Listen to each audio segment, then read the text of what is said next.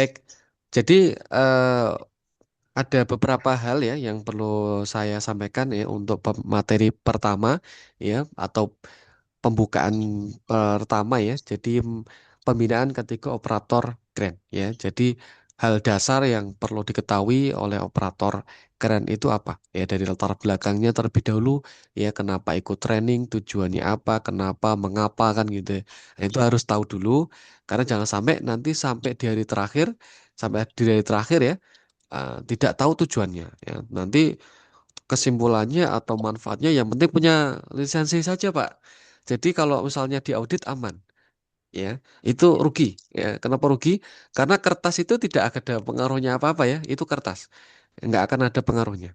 Ya, mungkin aman diaudit, tapi belum tentu aman untuk keselamatan kita saat mengoperasikan. Nah, nanti akan saya jelaskan. Nah, tapi perlu saya sampaikan dulu ya ketentuan-ketentuan materi yang disampaikan. Nah, untuk keren ya, untuk keren materi-materi yang disampaikan ya, mau yang off-road keren, mau yang mobil keren, materi yang disampaikan sesuai dengan ketentuan Permenaker 08 tahun 2020. Nah, ini sebagai kitab suci atau aturan tentang pesawat angkat dan angkut, mulai dari pembuatan alat, ya, pemeriksaan alat, pemakaian alat itu ada di sana semua, ya. Jadi bukan soal hukum hukum apa namanya pencurian dan sebagainya ya. Tapi untuk ketentuan-ketentuan keselamatan itu juga ada pedomannya sesuai dengan Permenaker 08 tahun 2020. Nah, ini biasanya akan disampaikan secara khusus pada hari besok ya, karena memang hari ini materi teknis dulu biasanya oleh Dinas Ketenagakerjaan. Oke. Nah, apa aja yang materi disampaikan? Pertama, kebijakan K3. Itu nanti oleh dinas. Kemudian peraturan perundang-undangan K3 di bidang pesawat angkat dan angkut. Itu nanti ada Permenaker 8 tahun 2020 dan juga ada Undang-Undang Nomor 1 1970 tentang keselamatan kerja. Ya, iya, jadi teman-teman perlu tahu saja ya, nggak perlu dihafal ya bahwa keselamatan kerja itu punya aturan khusus, punya dasar hukum ya yang melindungi kepada teman-teman semuanya. Artinya bahwa dari segi teknis, dari segi hak itu semuanya harus dipenuhi. Misalnya kebutuhan APD, misalnya hak teman-teman untuk selamat itu harus dipenuhi karena keselamatan itu menjadi hak setiap pekerja dan itu diatur di Undang-Undang Nomor 1970. Itu nanti juga akan dibahas secara spesifik oleh Dinas Ketenagakerjaan. Kemudian dasar-dasar ketiga. Nah, itu untuk besok ya. Nah, untuk hari ini ya, saya akan masuk ke pengetahuan dasar keran angkat ya.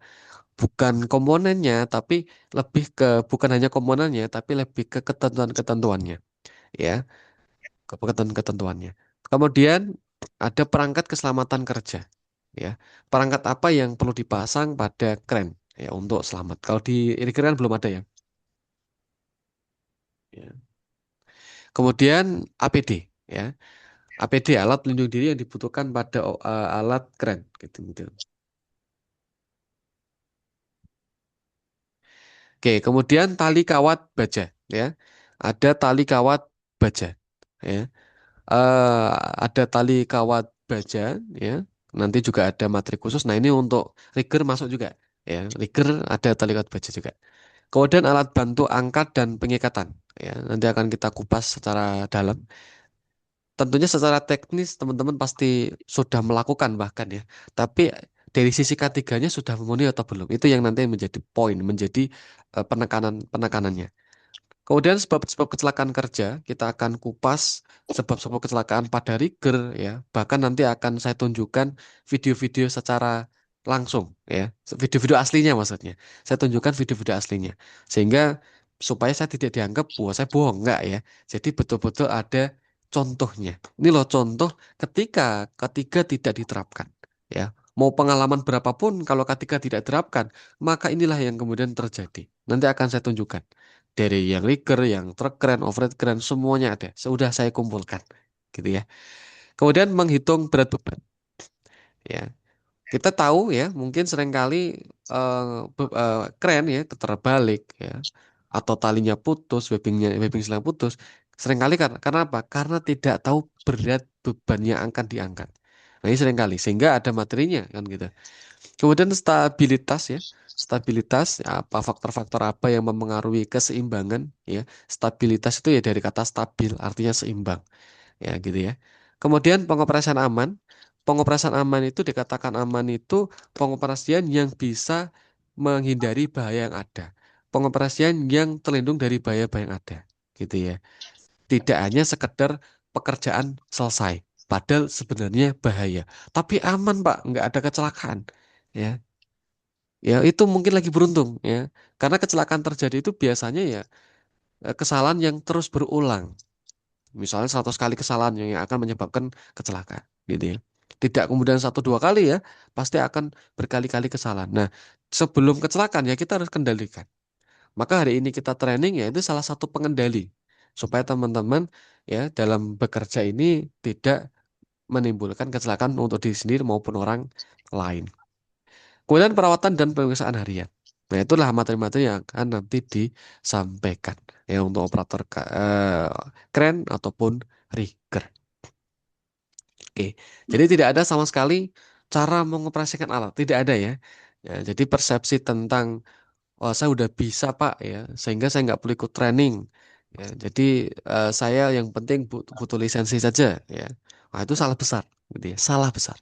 Sehingga di awal saya perlu untuk membuka apa namanya persepsinya. Oke, oke, sebentar, saya perlu sebentar. Ini saya buka dulu yang di Rigger aja ya, sebentar.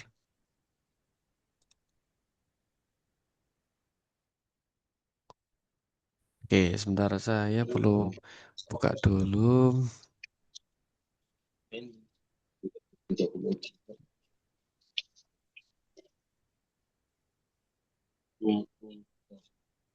Oke, eh,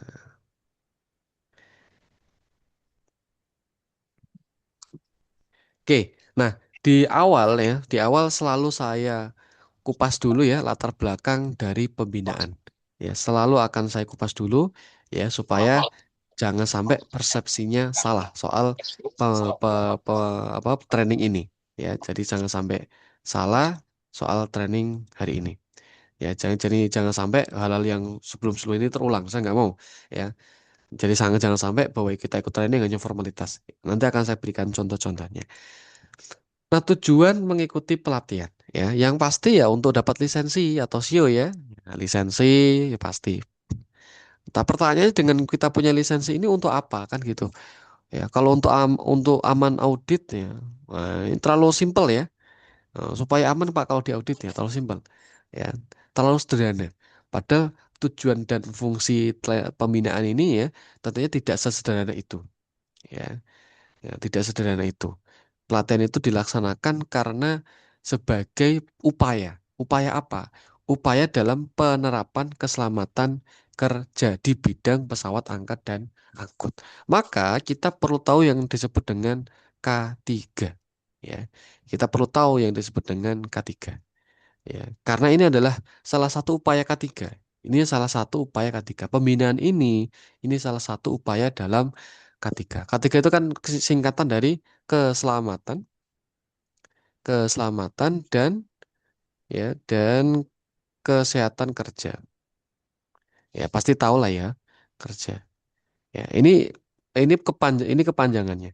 Tapi yang dimaksud dari K3 itu apa? Ya, secara sederhana begini, segala upaya usaha ya, segala upaya usaha ya, dalam apa? Dalam mencegah, menghilangkan ya, kalau tidak bisa menghilangkan, melindungi, meminimalisir,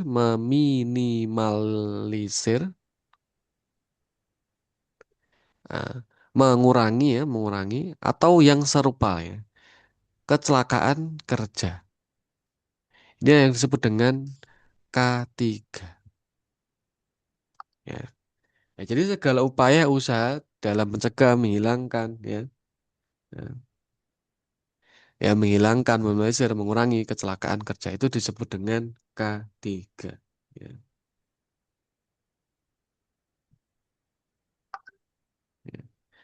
Oke, ya. Kecelakaan kerja itu disebut dengan K3. Nah, kenapa upaya ini dilaksanakan, upaya ini dilakukan gitu ya? Ya karena tentunya untuk mencegah terjadinya kecelakaan kerja. Tapi kenapa dengan pembinaan kan gitu pertanyaannya, ya? Karena pembinaan ini tahap paling awal, ya. Jadi pembinaan ini tahap paling awal dalam upaya K3. Karena dalam pembinaan itu ya hanya sekedar untuk menyampaikan informasi dari tidak tahu menjadi tahu, ya. Kemudian memberikan gambaran, ya, inilah contoh-contoh bahayanya dan sebagainya, ya, yang harapannya apa, harapannya nanti disiplin, harapannya punya kepatuhan dan lain sebagainya, gitu ya. Nah, pembinaan ini tahapan paling awal dalam upaya K3. Kenapa dibina? Karena sesuai dengan penelitian yang dilakukan oleh Henrik, ya, pada tahun 1931, seorang peneliti dari Amerika meneliti sekitar 72.000 kasus kecelakaan kerja. Nah, kemudian dia menyimpulkan ada 88% kecelakaan kerja itu terjadi karena manusia atau karena perilaku tidak aman, ya, perilaku tidak aman. Ya. Oke, perilaku tidak aman. Nah, hingga saat ini ya, ternyata penelitian ini masih sangat-sangat relevan di berbagai bidang, ya, tidak hanya di pesawat angkut-angkut, ya, di bidang lain ternyata masih sangat-sangat relevan, ya. Jadi ketiga ini masih sangat relevan, ya. Penelitian ini maksudnya, ini sangat-sangat relevan. Masih banyak kecelakaan kerja terjadi karena perilaku tidak aman. Kalau kita lihat video-video kecelakaan kerja, pasti ketemu, ya, letak pelanggaran ketiganya di mana itu pasti ketemu, ya. Pelanggaran perilaku tidak amannya di mana itu pasti ketemu, gitu ya. Sehingga oleh Rick dikatakan bahwa hal yang paling mungkin untuk mencegah terjadinya kecelakaan dengan mengendalikan 88%-nya. Siapa? 88% itu orang. Maka orangnya harus dibina ini, ya. Sehingga banyak negara, ya, bahkan salah satu Indonesia, ya, upaya-upaya untuk mencegah kecelakaan itu ya salah satunya dengan pembinaan, ya. Tapi pembinaan ini tahap paling awal karena tidak mungkin hanya cukup dibina, ya. Tidak mungkin, ya. Karena dalam pembinaan kan kadang-kadang ada yang mungkin tidak join, ada yang mungkin eh, sambil bekerja yang nggak fokus, ya. Ya, tidak cukup, ya. Tapi perlu juga adanya SOP. Perusahaan membuat aturan yang jelas terhadap keselamatan kerja. Misalnya, perusahaan itu di bidang alat berat, ya. Perusahaan itu di bidang kren misalnya, ya. Tentunya kan punya personal rigger, pasti punya operator kren, ya. Maka mereka harus siap dengan aturan, harus membuat aturan. Keselamatan-keselamatan dari kren itu apa? Ya. Menyediakan SOP yang benar, tidak hanya sekedar kerjaan selesai bayaran kan gitu, enggak, ya. Karena kalau celaka ya pasti nggak akan bayar. Nah, kemudian setelah ada SOP, nah SOP ini kadang-kadang tidak dipenuhi, ya. Soal pakai helm aja kadang-kadang tidak terpenuhi, ya. Nah, apalagi yang lebih kompleks lagi gitu, ya. Sehingga ada namanya pengawasan gitu, ya, yang dilakukan oleh pengawas K3 gitu, ya. Nah, setelah itu ada yang namanya evaluasi. Kalau nggak ada evaluasi ya nggak akan ada perubahan. Nah, sehingga ketika nanti angka kecelakaan kerja masih tinggi di suatu proyek tersebut, di pekerjaan tersebut, maka akan lebih mudah dalam menguraikannya. Di sini kok masih ada kecelakaan kerja? Di mana kurangnya? Apakah operatornya kurang terbina dengan baik, ya? Apakah SOP dan aturannya masih cukup kurang dalam apa, tidak relevan dengan pekerjaan gitu, ya, atau tidak cukup melindungi kecelakaan kerja kan gitu. Kemudian pengawasan, apakah pengawasannya kurang, apakah pengawasan tidak cukup membuat orang lain mencegah terjadinya kecelakaan kan gitu. Kemudian terakhir evaluasi. Evaluasi itu artinya dari mana? Mana kurangnya? Di pembinaan kah, di SOP kah, atau di pengawasan? Oke. Nah, ini tentang K3. Secara sederhana, ya, saya sengaja sampaikan, ya, karena kita harus tahu dulu, ya. Kita harus tahu dulu K3 karena ini hari ini adalah produk dari K3, ya. Bagian terkecil dari program K3. K3 itu sangat kompleks, ya. pekerjaan konves space ada, ketinggian ada sendiri, di produksi ada sendiri, bahkan untuk kebakaran ada sendiri. Jadi sangat kompleks. Jadi kita ini hanya bagian terkecilnya saja di bidang pesawat angkut. Ya, jadi K3 itu sangat kompleks, spesifik pada peralatan pesawat angkat dan angkut. Dan potensinya ini kan beda-beda. Sehingga kita harus pelajari sesuai dengan bahayanya kan gitu. Bahaya pada kren pasti akan berbeda dengan lainnya. Gitu ya. Nah, ini gambaran secara sederhana gitu ya. Nah, ini kalau secara keilmuannya ya.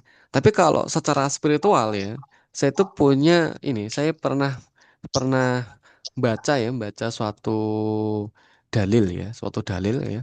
Ya, kebetulan saya Islam jadi ya spiritualnya Islam gitu ya. Nah, mungkin kalau yang di agama lain ya mungkin bisa juga. Jadi di agama saya itu ada atau mungkin ada teman-teman juga ya, itu ada dalil yang begini ya. Yang dalil itu disampaikan 1.500 tahun yang lalu, ya 1.400 tahun yang lalu. Ya, jadi sudah cukup lama gitu ya, 1000 tahun yang lalu.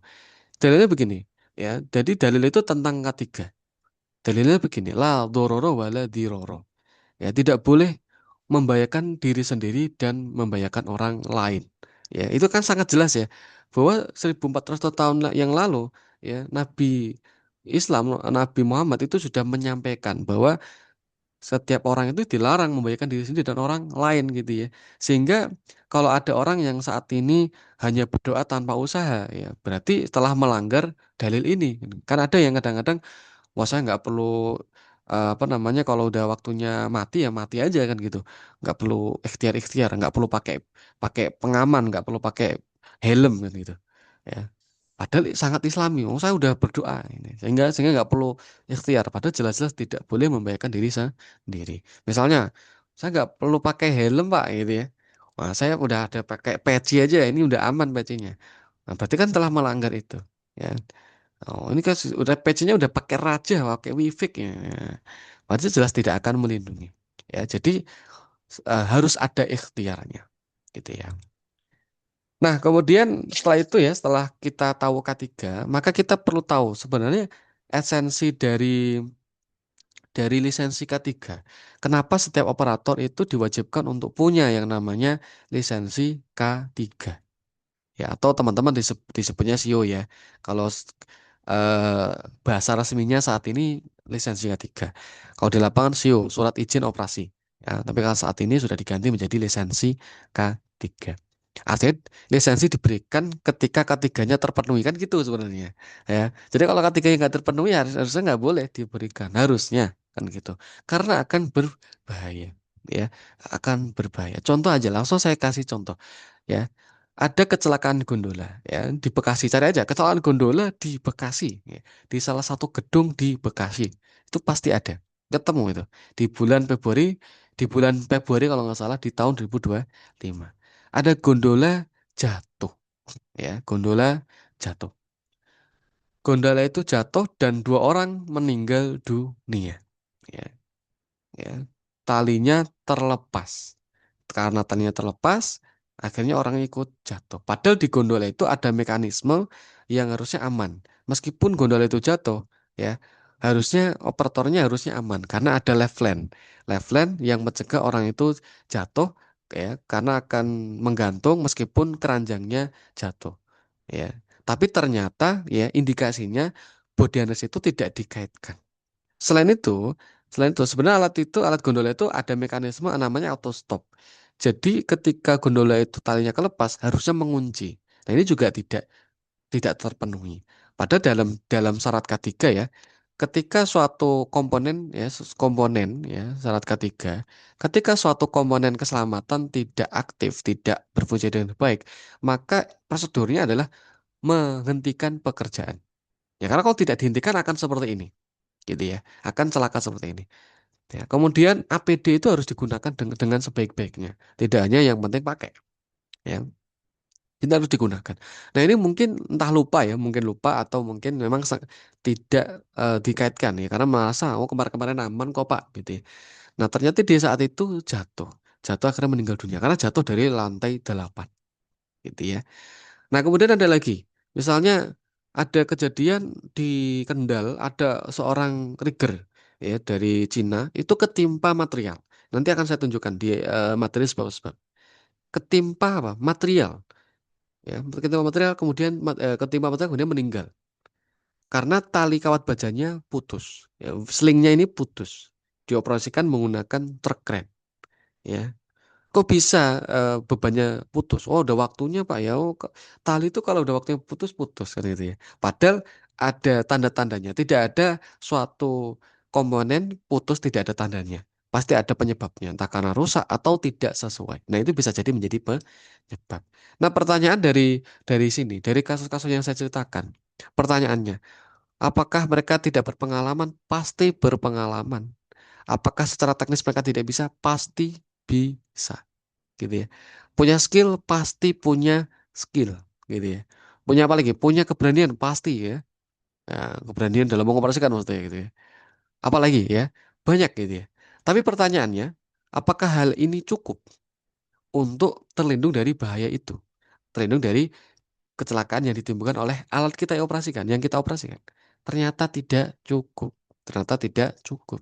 Ketika apa? Ketika syarat ketiga ini tidak terpenuhi, gitu ya. Nah, maka saya bisa simpulkan orang-orang yang tadi saya ceritakan celaka bisa jadi, ya, bisa jadi lisensinya palsu. Kenapa? Kenapa saya katakan palsu? Kalau palsu, pasti tidak akan tahu apa itu K3, apalagi syarat-syaratnya.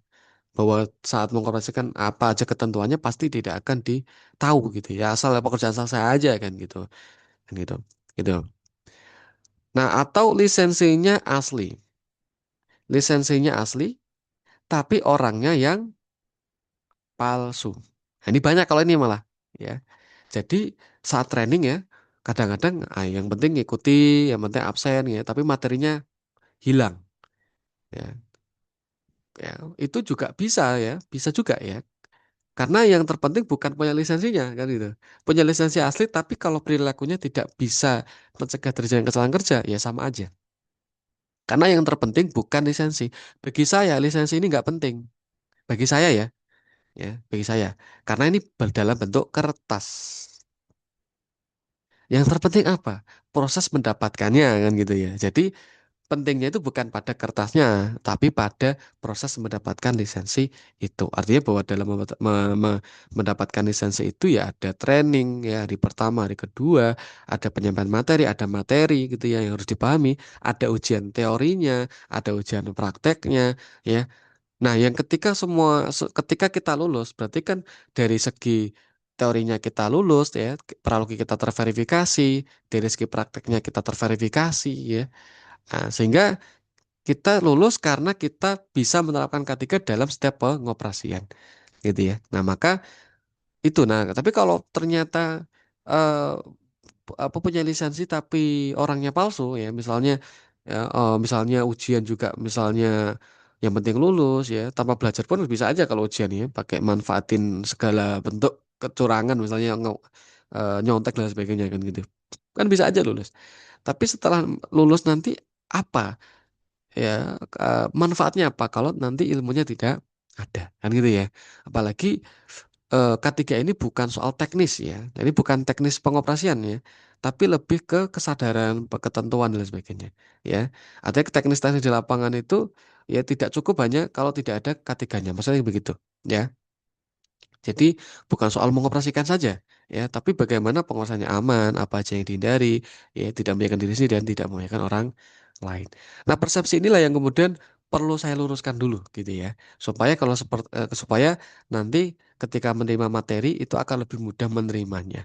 Kalau nanti persepsi tentang ketiga masih salah, persepsi soal lisensi ketiga masih salah ya, mau diberi materi berapapun ya, itu nanti akan kosong gitu ya, akan menolak gitu ya, karena sudah persepsinya udah menganggap bahwa lisensi ini nggak penting ya, sehingga selalu saya sampaikan di awal, oh ini foto-foto aja ya gitu tuh, misalnya begitu gitu ya. Nggak foto-foto aja, tentunya tidak ya. Jadi saya bertanggung jawab ya, mempunyai tanggung jawab untuk bagaimana teman-teman operator itu ya mengetahui K3 dan bagaimana ketika itu bisa diterapkan ya, sehingga jangan jangan hanya yang penting materinya tersampaikan, tidak. Nah, kalau saya ya, ya kalau saya materi sedikit tapi berguna daripada materi banyak tapi tidak berguna, kan gitu ya. Sehingga di awal ini saya perlu sampaikan latar belakang seperti ibarat botol. Ya, botol itu kalau botolnya masih tertutup, mau kita kasih air berapapun, tumpah ya. Ya, tapi kalau botolnya kita buka dulu ya, kita kayak masukin air, maka akan bisa. Sehingga pola pikir itu penting ya. Jadi kadang-kadang kita mau menerapkan K3 ya, kita tidak mau menerapkan K3 karena apa? Karena ternyata pola pikir kita itu ketutup. K3 ngapain kita ngikut-ngikut K3? K3 ini cuma foto-foto doang, cuma nyari kesalahan orang lain gitu ya. Nah, itu karena pola pikir kita ketutup. Karena kita tahu bahwa K3 ini negatif. Orang kalau udah jadi K3 ini siap untuk dibenci nih. Wah, ini orang-orang tukang foto-foto lewat lagi nih. Nah, kan gitu ya. Nah, ini orang foto-foto lewat lagi nih. Nah, seringkali gitu. Nah, karena di kesan awal soal K3 ini kadang-kadang udah buruk ya, udah buruk ya, udah buruk. Nah, sehingga di sini saya ingin memperbaiki bahwa K3 ini tidak buruk, harusnya tergantung persepsi kita. K3 itu tidak menghakimi, K3 itu harusnya mengarahkan, membina, karena banyak kecelakaan ini seringkali karena tidak tahu.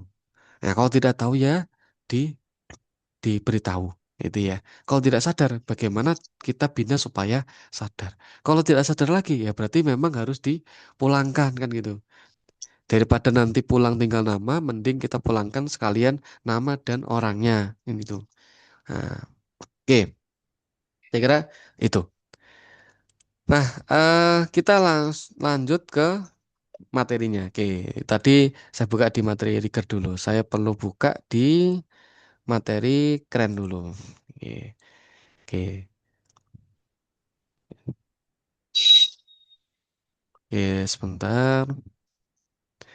Oke. Kalau misalnya ada pertanyaan, dipersilakan ya. Dipersilakan untuk kemudian bisa didiskusikan. Atau nanti ya nunggu materi dulu ya, nunggu materi dulu ya boleh. Nunggu materinya dulu disampaikan. Baik, di dalam, oke sebentar saya jeda dulu.